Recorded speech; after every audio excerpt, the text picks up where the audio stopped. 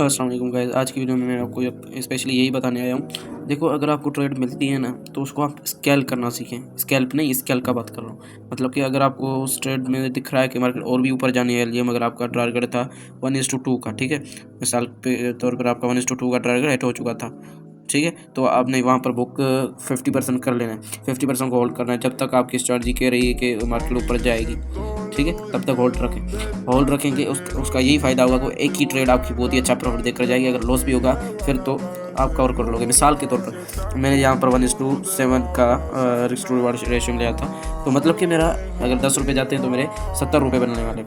अगर मेरी 7 ट्रेड लगातार लॉस हुई हो, जैसे कि ये मेरी ट्रेड लॉस हुई थी, ये भी हुई थी और ये भी हुई थी, तीनों का लॉस इस एक ट्रेड ने रिकवर भी कर दिया, प्रॉफिट भी दे दिया, ठीक है। यही अच्छी बात होती है स्केल करने की।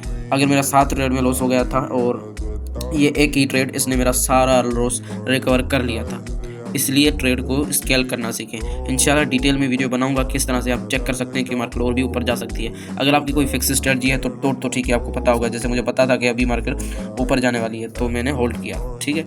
अगर मैं और भी करना चाहता तो कर सकता था, मैंने नहीं किया। मैंने कहा था ठीक है, मेरे स्ट्रेटजी ने कह दिया है कि अब मार्केट से निकल जाओ, तो मैंने निकल लिया था। और देखें, ऊपर जा और भी जाई थी, मैंने रिग्रेट नहीं किया था, ठीक है। माइंड सेट आपका अच्छा जब होगा तो आपको लॉस नहीं होगा। देखिए कितना ऊपर गई भी है, मगर मैंने रिग्रेट किया ही नहीं था क्योंकि मार्केट ने मुझे अच्छा प्रॉफिट दे दिया था। इतना भी नहीं करना, मैं कह रहा था स्केल करो मगर आपकी स्ट्रेटजी के हिसाब से। थोड़ा सा ऊपर गई, देखें फिर से नीचे आ सकती थी। तो बात करने का मतलब ये है कि स्केल करना सीखो। और ये देखें, 7 ट्रेड का लॉस अगर हुआ भी था तो वो रिकवर हो गया था, मगर हुआ नहीं था।